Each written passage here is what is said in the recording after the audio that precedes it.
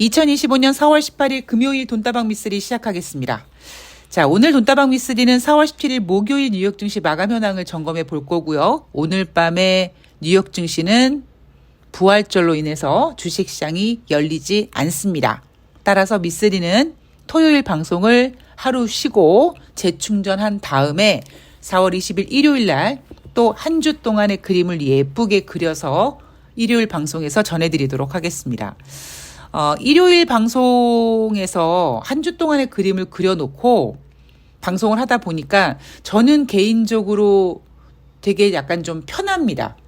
물론 그 편하다라는 이유는 제가 그린 그림이 맞아 떨어지니까 편한 거지, 만약에 틀리면 또 제가 또 얼마나 또 안절부절 못하겠습니까? 근데 여하튼 그러다 보니 문제는 뭐냐면 주중에 하는 방송은 좀 재미가 없어요. 그죠? 그래서 제가 뭐 무속에 관련된 이야기도 해드리고 옛날 얘기도 해드리고 하면서 수다를 좀 떨었는데, 그래도 다행인 게 지금 특별한 이슈가 탁 튀어나오지 않는 것만으로도 그냥 다행입니다. 왜 그럴 때 있잖아요. 여러분들 인생 사시면서 힘든 일들이 막 폭죽처럼 터진단 말이에요. 오늘은 어디서 뭐가 터질까? 오늘은 또 어떤 일이 벌어질까? 막 그런 때가 있어요. 인생이 안 풀릴 때는요, 그런 일들이 막 미친 듯이 일어나거든요. 그럴 때는 정말 어느 날 갑자기 아무 일도 일어나지 않고, 내가 뭔가 이상하게 오늘 좀 되게 편하네? 아무 일도 일어나지 않네? 그 하나만으로도 너무 감사하고 고맙고 행복할 때가 있습니다. 마치 주식시장 이번 주 같은 모습이죠. 자, 제가 일요일날 그린 그림은 대한민국 주식시장은 일단 성공할지 안 할지 모르나 2500포인트 탈환이 목표다. 뉴욕 증시는 트럼프가 이번 주에 입 닥치고 조용히 있을 것이다. 트럼프가 입 닥치고 조용할 수밖에 없는 이유는 지난주 주식시장이 자기의 어떤 말 때문에 저렇게까지 움직일지 몰랐거든요. 그러다 보니까 트럼프도 쫄았습니다. 투자자들은 스트레스를 받았죠. 그래서 뭐 다음 주든 그리고 앞으로 트럼프가 또 얼마나 시장을 뒤흔들지 모르겠습니다만 이번 주는 뉴욕 증시는 좀 편안하게 가자. 너무 힘들었거든? 그냥 좀 조용히 가자해? 이런 분위기가 지금 목요일 주식시장까지 이어가고 있고, 금요일 날 뉴욕 증시는 열리지 않습니다. 자, 다우지수 1.33% 하락했고요. S&P 500이 0.13% 상승했고, 나스닥은 0.13% 하락했습니다. 트럼프가 유럽과 중국 등 무역 협상 하겠지, 할 의지가 있는 것 같아.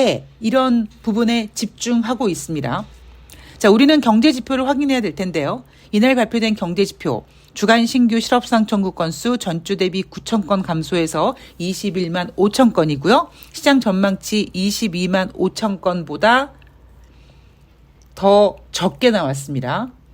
그리고 3월달 신규 주택 착공 건수 전월 대비 11.4% 감소, 3월 신규 주택 착공 허가 건수 전월 대비 1.6% 상승했습니다.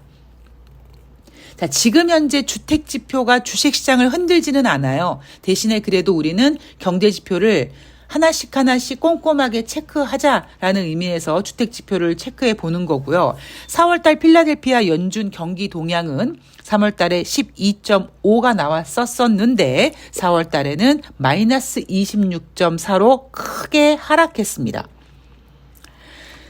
자, 이날 이슈를 보면은요, 뉴욕 연방은행 총재는 관세 등 제기한 불확실성 언급하면서 연준이 금리를 조정할 필요가 없다.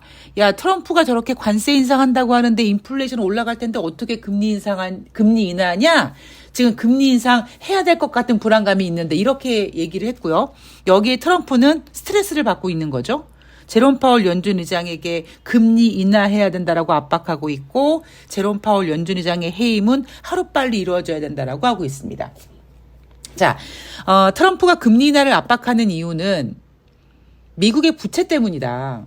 미국이 갚아야 될 이자, 엄청난 이자 눈두덩이처럼 지금 눈두덩이가 아니죠. 눈덩이처럼 불어나고 있는데 그렇기 때문에 이자 부담이라도 낮추기 위해서 금리를 인하해야 된다라고 하지 않습니까? 근데 저는 약간 생각이 달라요. 물론 그런 의미도 있겠습니다만 트럼프는요. 최근에 그러니까 임기 초반에 금리 인하를 언급했었어요. 그래서 제가 방송 중에 트럼프가 막 관세 전쟁을 세게 지르는 이유가 관세 전쟁을 세게 질러서 주식시장이 다운돼서 경기 침체 이야기 나오고 경기 침체 이야기 나오면 금리 인하 이야기가 자연스럽게 나올 수 있으니까 그렇게 협상 이야기로 막 불을 지폈는데 지난주 트럼프가 예상하지 못했던 증시의 움직임에 트럼프도 쫄다 보니까 이번 주에 입 닥치고 조용히 있는 대신에 금리 인하 압박 쪽으로 좀 방향을 확실하게 튼 게 아닌가 싶습니다. 왜? 지금 주식시장에서 그나마 희망적인 답변이 금리 인하밖에 없거든요. 그런데 제롬 파월 연준 의장은 버티고 있잖아요. 자, 제롬 파월 연준 의장은 왜 저럴까요? 제롬 파월 연준 의장은 쫄보라서 그렇습니다. 제롬 파월 연준 의장이 제대로 한번 금리 결정을 해본 적이 없어요. 자, 다시 한번 우리 고민해 볼까요? 2023년이죠. 2022년인가요? 인플레이션이 출렁출렁 거릴 때 1월 달에 인플레이션 지표가 높게 나오자 제롬 파월 연준 의장은 일시적이다라고 얘기합니다. 그리고 어찌 보면 그 당시 선제적 대응으로 금리를 인상해야 되는데 인플레이션이 일시적이라고 하면서 금리 인상을 하지 않았죠. 그러다가 발등에 불 떨어져서 하반기에 75bp씩 미친 듯이 금리를 인상합니다. 자, 지금도 마찬가지예요. 금리 인상으로 인플레이션을 잡을 수 있는 기회는 이제는 없다. 지금 인플레이션을 잡을 수 있는 방법은 경기 침체인데 제롬 파월 연준 의장은 뭘 생각하고 있냐면 자꾸 관세 전쟁에 매몰돼서 관세 전쟁으로 인플레이션이 올라갈 것 같기 때문에 금리 인하를 못해라고 하고 있는 겁니다. 근데 거기에 비해서 트럼프는 저와 약간 생각을 같이 하고 있는 거죠. 이 바보야. 경기 침체 이야기 나왔잖아. 빨리 금리 인하해. 어차피 무역 관세는 내가 이슈 던져놓고 내가 다른 나라랑 협상하면서 완화시킬 거야 라고 하고 있는데 제롬 파월 연준 의장은 지금 마치 앞만 보고 달리는 옆을 볼 줄 모르는 쪼다 같은 지금 생각을 갖고 있다 보니까 금리 결정, 통화 정책을 시원시원하게 못합니다. 제롬 파월 연준 의장이 트럼프랑 뭐 맞짱 뜬다고 뭐 되겠습니까? 그래봤자 대통령이랑 맞짱 떠는 건데. 근데 그냥 제롬 파월 연준 의장의 고집이에요. 근데 그 고집이 옳은 고집이 아니라는 거죠. 저는 제롬 파월 연준 의장 쭉 금리 정책하는 거 보면서 제가 매번 답답하다고 하지 않습니까? 선제적 조치 못하고 나중에 쫄아가지고 쩔쩔매고 지난번에 75bp씩 4번 금리 인상하고 또 50bp 금리 인상하고 그 발등에 불 떨어져서 그렇게 된 거거든요. 결국 그때 통화정책을 잘못했기 때문에 그 영향으로 미국은 21세기 들어와서 가장 높은 수준의 금리로 힘들어하고 있고 그러다 보니 미국의 경제지표는 한쪽 방향으로 흘러가지 못하고 자꾸 어긋나고 있는 겁니다. 그러니까 지금 제롬 파월 연준 의장은 과감하게 트럼프 때문에 관세 전쟁 때문에 인플레이션이 문제가 아니라 경기 침체가 문제네라고 선제적 대응을 해줘야 되는데 못하고 있어요. 그래서 제가 앞에 방송에서 한번 말씀드렸을 겁니다. 뉴욕 증시 더 한번 홍군형 나야겠네. 더 한번 흔들려야지 되겠네. 근데 사실 이런 생각을 트럼프는 하고 있었는데 지난주 뉴욕 증시가 너무 트럼프를 무섭게 했습니다.